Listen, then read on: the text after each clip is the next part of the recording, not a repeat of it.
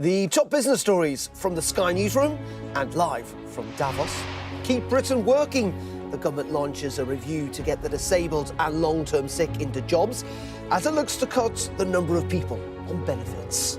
We will have a youth guarantee, so every young person is earning or learning, no ifs, no buts. Is the UK work shy? We've been speaking to the co-founder of Brewdog, who seems to think so.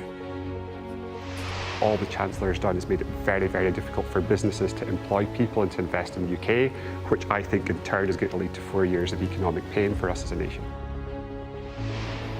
Also coming up live from the World Economic Forum in Davos, the boss of Lloyds Banking Group, Britain's biggest mortgage lender, tells me he's expecting 3 rate cuts this year.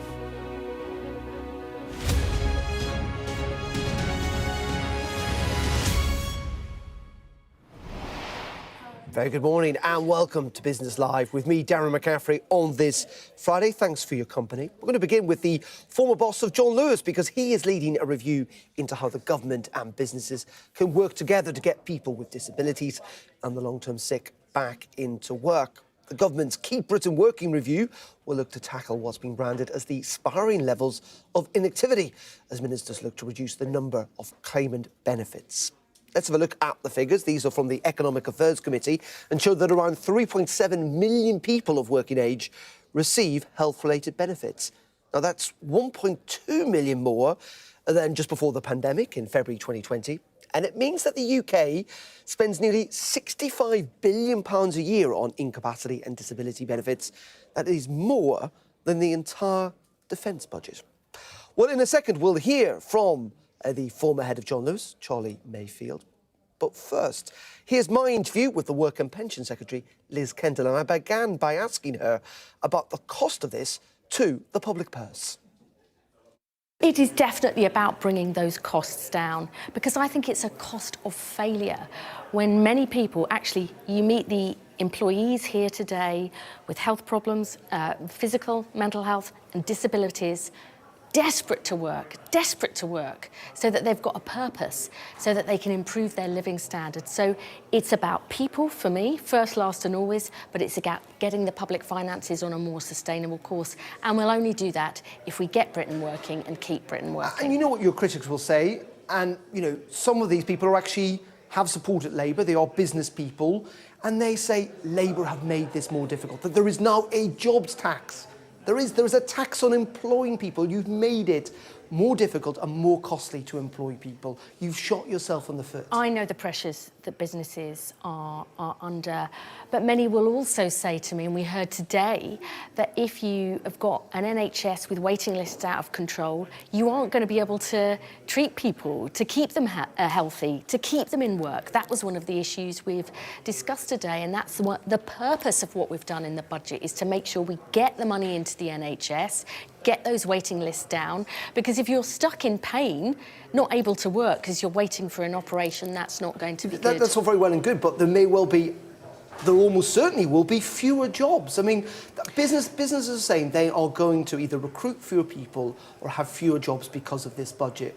I mean, if you listen to budget, to business, sorry, you must recognise that now. I do understand the pressures that businesses are under, but we are also working with businesses. Another clear message we've heard today is job centres need to overhaul their relationship with employers. They are desperate to recruit. Look, we as a government, in our plan for change, we're going to be building 1.5 million new homes. We're going to be investing in clean energy and infrastructure, building the data centres to seize the opportunities of AI. We have got to make sure that we get people the skills they need to get into those jobs, and that is my focus at the Department for Work and Pensions. I wanted to turn us from a Department for Welfare into a Department for Work. That's what people need, businesses need, and the public finances You just talked about job vacancies there. There are job vacancies, but the numbers are falling. Population is increasing because of migration. Unemployment is ticking up. I mean, unemployment's probably going to rise this year, isn't it? Well, we have seen a tick up in youth unemployment, and I'm really concerned about that. We've got now 1 million young people not in education employment or training. That is terrible for their future life chances, because we know if you're out of work and you don't have skills when you're young, it can have lifelong consequences. That's why we will have a youth guarantee, so every young person is earning or learning, no ifs, no buts. And I think that there is much more that we can do to get people the apprenticeships they need to get skills, to overhaul our relationship with employers and tackle the mental health problems that so many young people are struggling just with. on that, and the final couple of questions, you talked about mental health there. You know, this is not an issue that's been confined to this government, but do you think over the last decade or so we have over-medicalised mental health issues to the point where it's been detrimental not just to the individual but also to the wider economy? I mean, that's what even some in Labour seem to be suggesting is the case. So I think there has been an increase in mental health problems amongst young people, particularly the COVID generation, who really struggled during that period. Look, we're not talking about the stresses and strains of everyday life here, you know, getting up, going to your job, doing your work. There is a mental health crisis amongst many young people. That's why we've said we'll employ over 8,500 new mental health staff, have mental health support in every school. But actually, work is good for your mental health. Having purpose, having routine, having structure.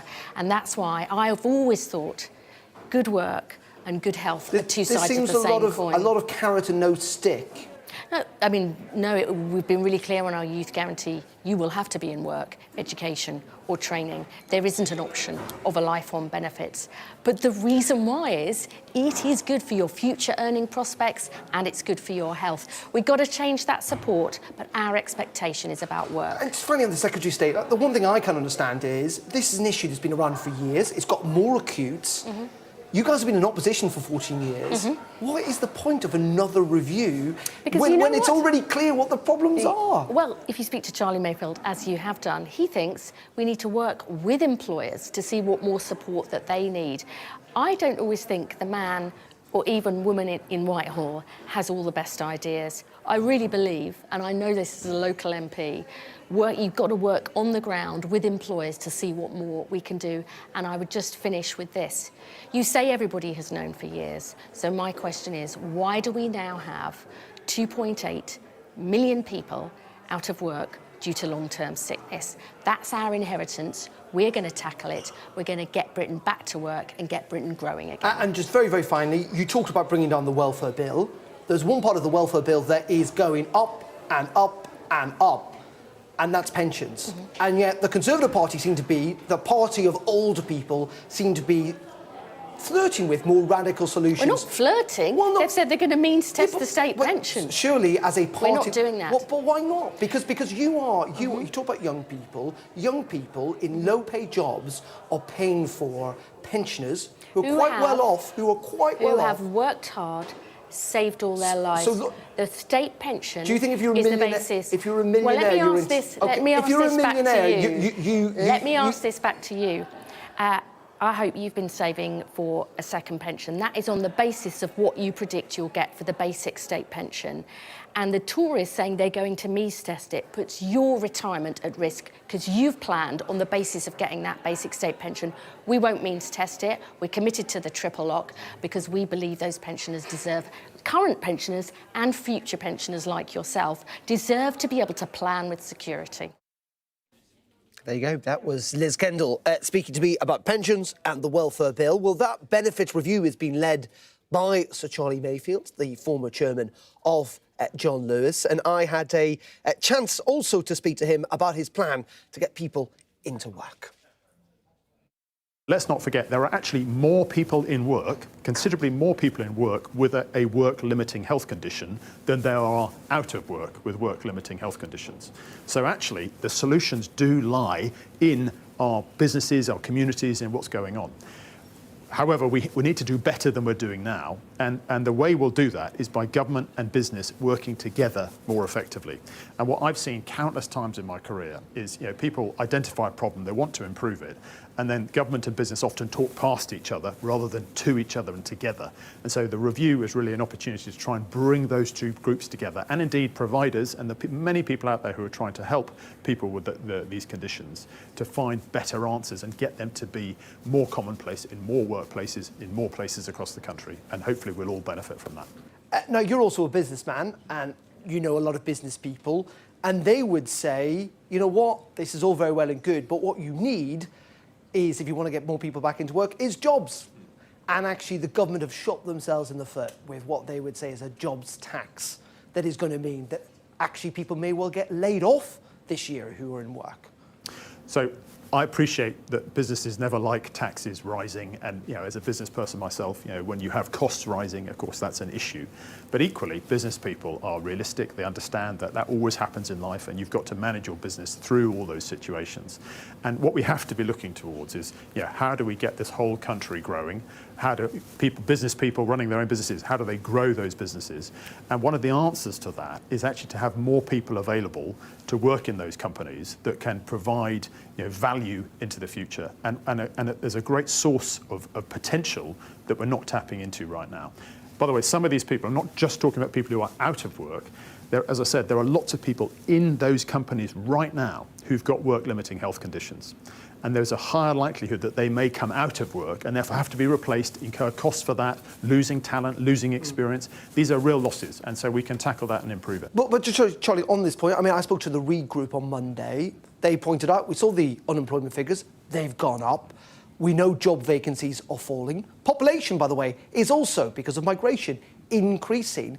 We can talk about medium and long term if you like, but in the short term, this task of getting people who are on benefits into work is going to be more difficult, isn't it? Because of the decisions made by this government. Well, you can't, there are lots of challenges in business. Now, the thing is, when there's a budget, you know what your taxes are going to be next year. And so, of course, the nature of that means that people know there's going to be an additional cost for some of those businesses, but not for all. But the truth is, there are loads of things that are going to affect those businesses over the course of the next year. And the joy and the pain sometimes of being in business is you have to navigate the highs and the lows. And you've got to figure out, how do I grow my business and make it succeed under any circumstances? And this is just one factor. There are many, many others. There you go. That was Sir Charlie Mayfield, the former head of John Lewis, talking to me about that government review that is going to be launched. Well, we're going to bring you up to date with some breaking news, and Mark Lyman, our city editor, has got us for us this morning. Mark, what have you got? Yes, some significant news, Darren, from Britain's retail sector this morning. What I understand is that Lakeland, the prominent privately owned retailer of kitchen products, which was set up in the 1960s, is being put up for sale by its family shareholders. Now, the company was originally established in 1964 by Alan Rayner, and it sold plastic bags for home freezing from the Rayner family garage in the Lake District. My understanding is that Lakeland has now brought on board Teneo, a financial advisory firm, to explore an offer for the company. Now, the significance of this, Darren, is that we are seeing sweeping cost pressures across Britain's retail and hospitality sectors as a consequence of last October's budget from Rachel Reeves. Many retailers have gone public with their complaints about the forthcoming hikes to employers' national insurance, the increase in the national living wage, and changes to business property relief. Now, those come into effect, some of them, in April, and Lakeland's move to put the company up for sale before then is a sign of the pressure, the growing financial pressure that it's facing from its own lender. Now, not clear yet who might be interested in buying the company, but I do understand that a sale is going to be conducted on an accelerated basis. And of course, we've seen this week alone Sainsbury's, the big supermarket chain, announcing plans for 3,000 job cuts, accelerated in part, at least, because of those cost pressures facing the retail sector. I suspect during the course of this year, we're going to see many more companies like Lakeland having to explore the possibility of new ownership as a result of the tax changes and the increased cost base they're going to be facing. Yeah, really fascinating stuff, Mark, and something I was trying to lean into there with the government about the fact that unemployment could well rise this year. Mark Lyman, thank you very much indeed. And Mark was talking there, wasn't he, about those cost pressures? Well, I've been speaking to the former chief executive of Brewdog, James Watt, and he's told me that Rachel Reeves's budget has made life very difficult for businesses and has warned that the UK is facing 4 years of economic pain. Let's have a look. I think there's going to be a stark contrast to the US economy over the next 4 years and the UK economy under a Labour government. I think we're heading towards a recession. We've got debt levels that's way too high. We're trying to tax our way to economic prosperity, which I don't think works at all. And all the Chancellor's done is made it very, very difficult for businesses to employ people and to invest in the UK, which I think in turn is going to lead to 4 years of economic pain for us as a nation. And we'll play out that full interview with James Watt on Business Live this afternoon at 4:30. You won't miss that. Quite punchy and fascinating from one of Britain's top entrepreneurs. Anyway, still to come on this morning's Business Live. Paul will bring us the very latest from the World Economic Forum in Davos. Paul. Yeah, the World Economic Forum is breaking up here in Davos, Darren, and as the delegates head down the mountain and back to the real world, before they did, I got a chance to talk to the head of Lloyds Banking Group, Britain's biggest retail lender, and he tells me he's expecting slightly better news than you might think for mortgage holders in the year ahead.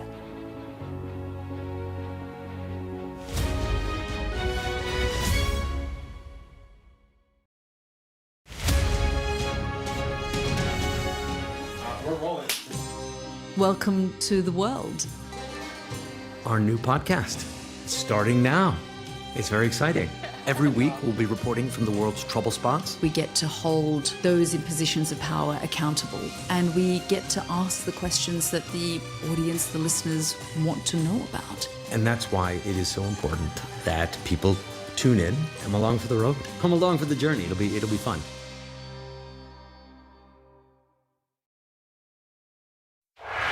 I'm Adam Parsons, Sky's Europe correspondent based here in Brussels. I've witnessed migration across Europe close up. I'm James Matthews and I'm Sky's US correspondent based here in Washington, D.C. Mr. Musk, has your ignorance and ego cost Ukrainian lives? Free, wherever you get your news. I'm Ivor Bennett, Sky's Moscow correspondent. Why do you support Vladimir Putin, Mr. Seagal? I'm Conor Gillis, Sky's Scotland correspondent.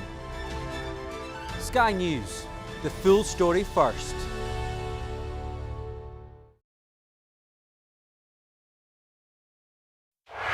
I'm Alistair Bunkle, Sky's Middle East correspondent based here in Jerusalem. The only way into Gaza for us right now is with the Israeli military. We've just reached the centre of Khan Yunis. The IDF had brought us in to show us a tunnel network under a residential neighbourhood. At the end of the day, it's war at the top. It's war down here. Sky News, get the full story first.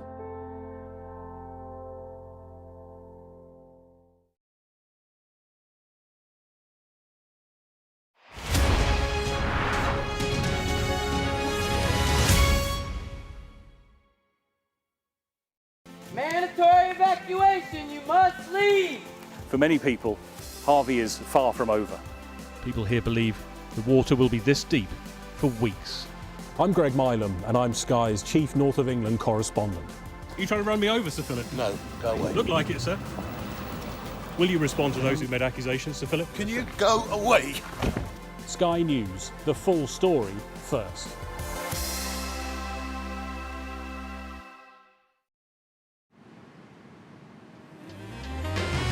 1,500 movies? I don't want this flight to end.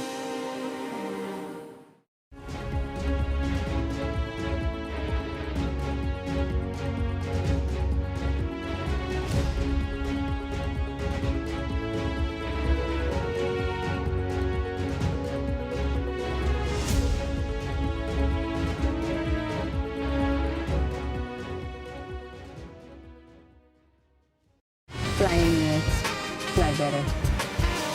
Thank you.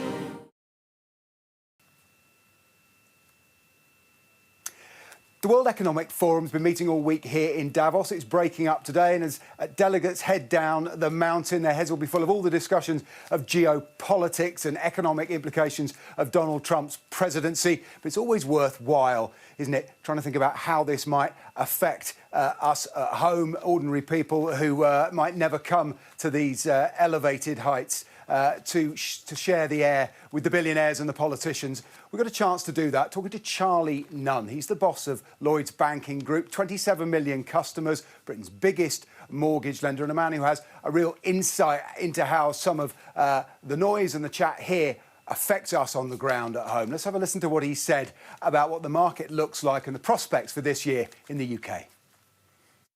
So we've got a forecast out at the moment that says base rates will come down, but come down slowly over the next few years. We think there'll be 3 rate cuts this year. Of course, most people choose to fix their mortgage for 2 to 5 years, and that pricing on that has been relatively stable. It's been a bit up in the first part of the year, it's come down again now. And we think that stability is likely to remain for the remainder of this year. How confident are you that that trajectory of slow and steady but down is going to be the one beyond a year? So we've had a view for a long time, actually. The UK economy is what I would characterise today as very resilient, but relatively slow growth. That's first of all because household finances have continued to strengthen. There are some customers struggling to make ends meet, and we're always focused on them. But actually, deposits and savings in households has increased 6% year on year, and cash flows for many businesses, again, have also strengthened in the last period of time. So the household and business part of the UK economy is really resilient. What we haven't yet got is investment in growth, and we remain to have quite a tight labour market with quite high wage inflation. So we've said for a while in that context, no major shocks. We should see rates continue to stabilise and come down over time, but we shouldn't expect either a massive fall and hopefully we don't think any significant increase, given that resilience in the economy. Growth, it's the issue you will know. I'm sure you've met the British team here. The Chancellor, the Business Secretary are here batting for Britain, trying to attract investment. There's some negativity around the UK economy. Perhaps it's been gloomy, perhaps, some of the sentiment. What's your assessment of how people are viewing the UK here and the UK message to investors? Well, I think the first thing on the UK message here, and I'll maybe come back to the UK itself, because I think growth is going to be fixed in the UK with support internationally. But the UK message here has been very positive. We've kind of got a barbell going on. We have the American country and colleagues in America being very positive post the inauguration of Trump. Actually, the Middle East and Saudi Arabia and India are in that same camp. Europe is feeling quite negative in Davos, and the UK is building its own path, really as a place that people want to invest. People like to invest, employ people, and really grow with the UK economy. And they're looking to the new government and the plan they have to see whether now is that time for investment. So the UK is well placed, we think, relative to the rest of the world. In terms of the UK itself, as I just said, the UK economy domestically is really very resilient. But sentiment has been down in the last few months, and people have been nervous about some of the changes that the Chancellor made on taxes in the coming months. That's the view from a big domestic player. The other part of the piece here for the Chancellor and the Business Secretary, who Charlie Nunn mentioned there in Davos, has been trying to drum up investment. So what are investors from overseas making of prospects in the UK? Well, I've spoken to the Chief Technology Officer of Siemens, Peter Kurter. They make electronic sensors that run in our water system. They make trains that run on our railways, big industrial players looking at all kinds of advances. And they're actually quite optimistic too about sticking with the UK. The UK market has been always a very important one for us, in particular when it comes down to our rail business, where, of course, we provide a lot of rail infrastructure and mobility solutions. So that is actually really, really good. Also, on the way of decarbonization of what you do in the UK is really, to me, a very good example of how other countries could lead it, because you really take it very seriously. Now, on industry, this is really where we need further investments, as I said earlier, global, for Europe at large, but in particular for the forward-looking industries. If you think about biotech in these industries, UK is very strong there, but I think you can do much more, and we can help there.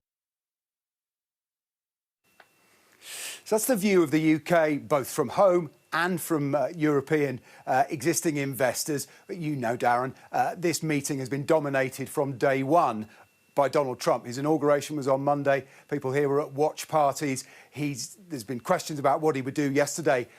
Davos heard from the man directly himself, beamed in which he effectively signalled the start of a trade war, telling businesses to come and make their goods in America and get low tax rates or face big tariffs if they didn't. Now, if that comes to pass, it's going to be hugely disruptive to the trading system. Well, I got a view from the UN Commissioner for Trade and Development. She's thinking about what is the impact on trading imbalances on developing nations, not the big players, China, America, the EU, battling it out here. And she had essentially, Rebecca Greenspan, what is an appeal for calm to wait and see what Donald Trump actually does.